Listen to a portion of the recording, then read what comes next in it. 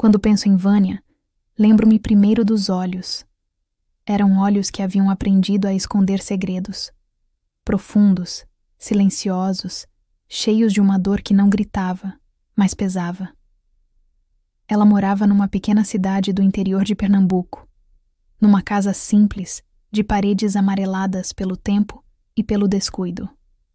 Lá, ao lado de Márcio, seu marido, ela vivia o que muitos chamavam de casamento, mas que, na verdade, era um cárcere sem grades.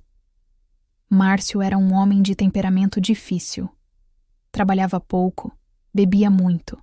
Quando chegava em casa, trazia consigo o cheiro forte da cachaça e uma fúria que se inflamava por qualquer motivo. O feijão que passara do ponto, o copo que se quebrara, o silêncio que o irritava. Chega. E Vânia, coitada, sempre se calava. Achava que o amor era aquilo. Suportar, esperar que ele mudasse, acreditar que no fundo havia um homem bom escondido sob o peso da raiva. Mas o tempo é mestre em mostrar verdades. Os anos foram passando e a esperança de Vânia murchava como flor esquecida ao sol. Cada noite de choro escondido no travesseiro era uma cicatriz nova, invisível, mas que marcava fundo. Até que numa tarde chuvosa, enquanto arrumava o quarto, ela se olhou no espelho e não se reconheceu. O rosto cansado, os olhos opacos, a pele marcada. Foi ali que sentiu um estalo dentro do peito, uma voz pequena, mas firme, dizendo: chega. Naquela noite, quando Márcio saiu para beber, Vânia pegou uma velha mochila azul, colocou algumas roupas, os documentos e um retrato de sua mãe, já falecida. Pegou também R$ 200 que vinha guardando, escondidos no fundo do armário, e saiu pela porta dos fundos sem olhar para trás. Chovia, e os trovões pareciam anunciar o começo de algo, o fim de uma dor, talvez, ou o início de uma nova coragem. Ela caminhou até a rodoviária da cidade vizinha e comprou uma passagem para o primeiro ônibus que partisse. O destino era a Paraíba, uma terra de que ela só ouvira falar, mas que naquele momento parecia o lugar onde poderia nascer de novo. A viagem foi longa e silenciosa. Do lado de fora, o sol foi abrindo o caminho pelas nuvens, e o sertão se estendia em tons de ouro e vermelho. Quando o ônibus parou em uma pequena cidade do interior paraibano, com ruas de barro, casas coloridas e gente que cumprimentava até quem não conhecia, Vânia desceu e respirou fundo. Pela primeira vez em muito tempo, o ar lhe pareceu leve. Nos primeiros dias, dormiu num quarto simples que alugou nos fundos da casa de uma senhora chamada Dona Ritinha, uma mulher de fala doce e coração grande. Foi ela quem conseguiu o primeiro trabalho para Vânia. Um serviço na roça, colhendo feijão e cuidando de uma pequena plantação de milho. Os dias eram duros. O sol queimava a pele, as mãos doíam, os pés rachavam. Mas Vânia nunca reclamava. Havia, naquelas horas sob o céu aberto, uma liberdade que ela nunca havia sentido. O vento batendo no rosto, o cheiro da terra molhada, tudo parecia sussurrar que ela estava viva, recomeçando. Com o tempo, os moradores foram conhecendo a moça nova de Pernambuco, como chamavam. Vânia, apesar da timidez, cativava a todos com sua gentileza e seu sorriso sereno. À noite, costumava se sentar no alpendre de Dona Ritinha, tomando café e ouvindo as histórias do sertão. Aos poucos, o medo foi ficando para trás. Foi numa manhã de colheita que ela ouviu pela primeira vez. José era um homem simples, de fala mansa, mãos calejadas e um olhar que inspirava confiança. Trabalhava na roça vizinha e, naquele dia, veio ajudar o grupo com a plantação de milho. Vânia notou que ele sempre sorria, mesmo quando o sol castigava ou quando o trabalho era pesado. Nos dias seguintes, começaram a conversar. Falavam pouco, mas bastava. José sempre levava um pedaço de rapadura no bolso e oferecia a ela na hora do descanso. Ela, tímida, aceitava e sorria. Era um sorriso novo, o primeiro verdadeiro em muito tempo. O tempo foi passando, e o sentimento crescendo, discreto como o brotar de uma semente. José, respeitoso, Nunca perguntou demais sobre o passado dela. Sabia que certas feridas não precisam ser abertas para serem compreendidas. Ele apenas estava ali, presente, constante, gentil. Um dia, à sombra de um pé de umbuzeiro, José segurou a mão dela e disse: "A gente não escolhe o que vive, Vânia, mas escolhe o que quer viver daqui para frente." Aquelas palavras ficaram ecoando no coração dela como uma oração. Os meses viraram anos. Vânia e José começaram a trabalhar juntos, compraram um pequeno pedaço de terra e construíram uma casinha simples, de taipa, mas cheia de vida. Plantaram feijão, criaram galinhas e, mais tarde, um filho, que José dizia ter o sorriso da mãe. As noites já não eram de medo, mas de risadas ao redor do fogão a lenha, com cheiro de café fresco e o som dos grilos do lado de fora. Vânia aprendeu que o amor não é prisão, é abrigo, e entendeu que coragem não é ausência de medo, é caminhar, mesmo tremendo, na direção da liberdade. Às vezes, quando o vento soprava forte pelos campos da Paraíba, Vânia olhava para o horizonte e lembrava da mulher que um dia foi. Daquela que teve medo, que chorou, que fugiu. E sorria, não com arrependimento, mas com gratidão. Porque, no fim, ela havia descoberto o que significa viver de verdade, reaprender a amar, a confiar e, principalmente, a se amar primeiro. E eu, que vi tudo isso acontecer, que escutei suas histórias, que acompanhei sua força, posso dizer sem dúvida, Vânia não apenas sobreviveu, ela renasceu, sob o sol quente da Paraíba, colhendo na terra a mesma esperança que um dia plantou em si. Os anos haviam passado mansos na pequena roça que Vânia e José cultivavam.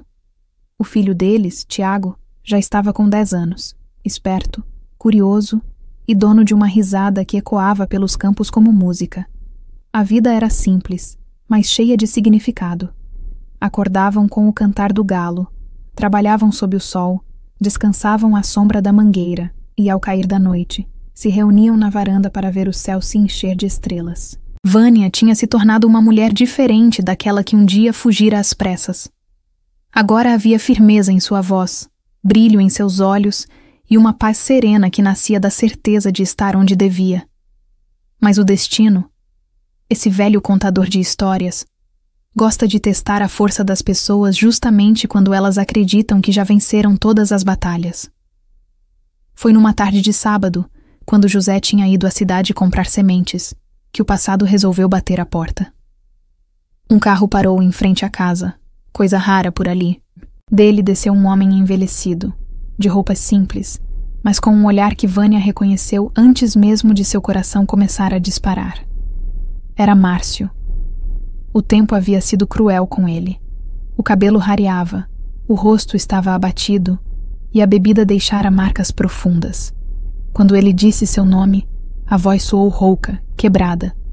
Vânia. Como se a própria palavra lhe doesse. Ela ficou imóvel. Não por medo, mas por incredulidade. Era como se visse um fantasma. Márcio tirou o chapéu, abaixou o olhar e começou a falar. Disse que soubera, por conhecidos, que ela estava viva e morando ali. Contou que, depois que ela partiu, a casa virou um vazio. Disse que se arrependeu, que tentou parar de beber, mas nunca mais foi o mesmo. Falava com lágrimas nos olhos, pedindo perdão, pedindo para, ao menos, conversar. Vânia ouviu tudo em silêncio. O coração batia forte, mas a mente estava clara. Ela não era mais a mulher que se calava. Não precisava de gritos, nem de vingança, só de verdade. Você me procurou para aliviar a sua culpa, Márcio, mas eu não sou o seu perdão, disse ela, firme, porém calma. Eu te perdoo, sim, porque não quero carregar ódio. Mas minha vida agora é outra. Eu aprendi o que é paz, e não vou abrir mão dela. Márcio abaixou a cabeça. Ficou ali parado por um instante, como quem escuta uma sentença justa. Depois, sem dizer mais nada, virou-se e foi embora, com passos pesados, sumindo na estrada de terra. Vânia fechou a porta, respirou fundo e chorou.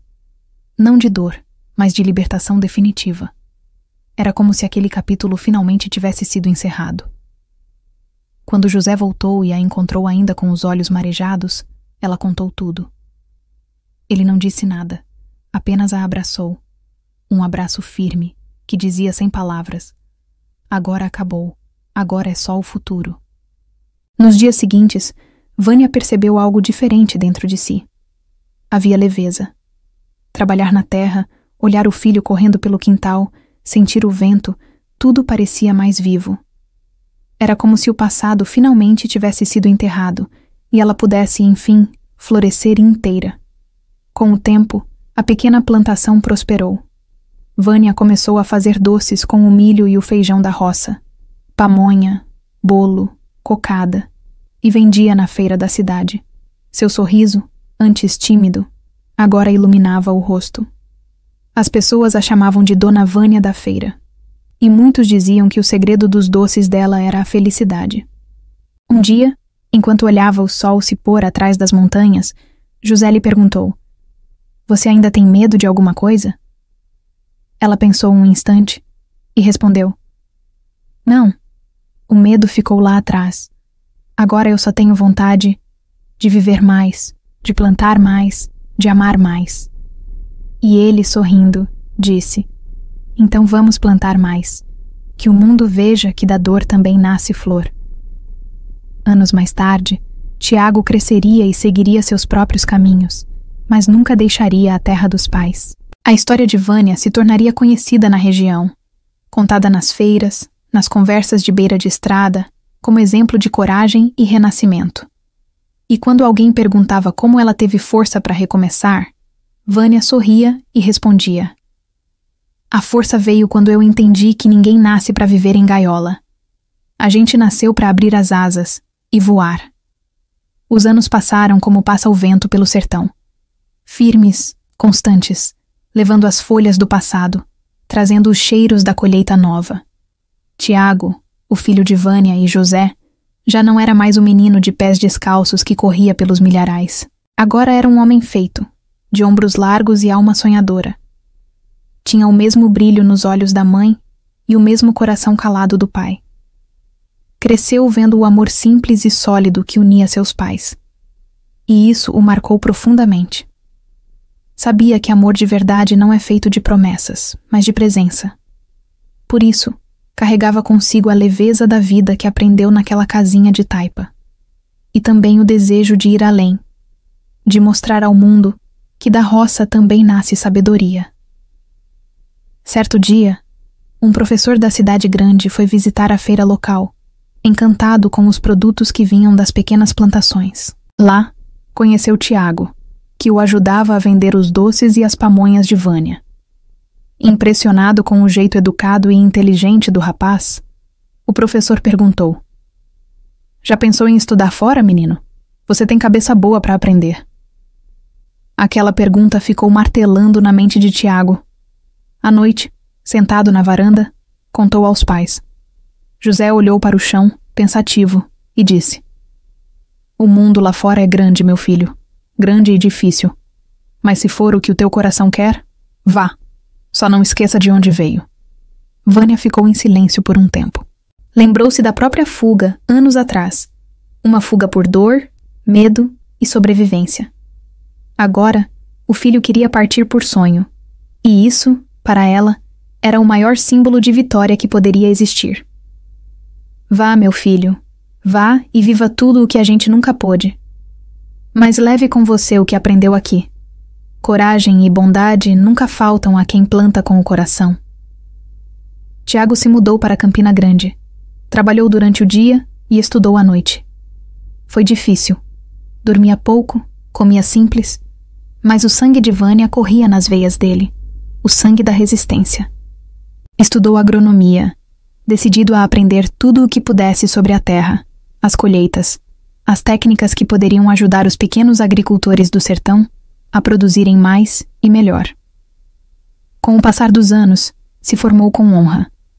Durante a colação de grau, enquanto os colegas celebravam, ele olhou para o céu e pensou na mãe, nas mãos calejadas, no sorriso cansado, no olhar cheio de fé. Sabia que sem ela, nada daquilo seria possível. Voltou para casa num fim de tarde, trazendo na mala um diploma e no peito um sonho novo: ensinar o que aprendeu e transformar a terra que o criou. Quando chegou, Vânia estava no terreiro, peneirando milho. Ao vê-lo descer do ônibus, parou. O coração quase não coube no peito. Correu, o abraçou forte, e as lágrimas correram livres. José, com os olhos marejados, apenas murmurou: agora sim, Vânia, plantamos certo. Tiago começou a dar aulas na comunidade, ensinando técnicas de cultivo, de irrigação, de preservação da água. Montou, com a ajuda dos vizinhos, uma pequena cooperativa, onde todos pudessem vender sua produção por um preço justo. A vila cresceu, ganhou novas casas e até uma pequena escola, que recebeu o nome de Esperança do Sertão. Com o tempo, o nome de Vânia se tornou símbolo de força entre as mulheres da região. Muitas que viviam em relacionamentos abusivos procuravam nela inspiração, e ela, com o coração tranquilo, as acolhia, dava abrigo e palavras de encorajamento.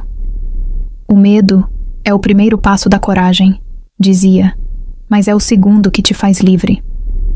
José envelheceu ao lado dela, e juntos viram o filho florescer como o campo depois da chuva. Aquela casa simples, feita de barro e amor, virou ponto de encontro, de histórias, de vida. Anos depois, Tiago teve uma filha. Chamou-a de Maria Vânia, em homenagem à mulher que transformou dor em força e silêncio em recomeço. A menina cresceu ouvindo as histórias da avó, sobre o medo, a fuga, o trabalho, o amor e o perdão. E nas noites quentes do sertão, quando o vento soprava e as cigarras cantavam, Vânia dizia à neta: minha menina, nunca se esqueça, quem aprende a recomeçar nunca mais tem fim. E assim, sob o mesmo céu estrelado que um dia a viu fugir, Vânia envelheceu em paz, cercada de amor, de risadas e da certeza de que sua história não foi de sofrimento, mas de renascimento. Porque no fim, a liberdade é a colheita mais bonita que a vida pode dar.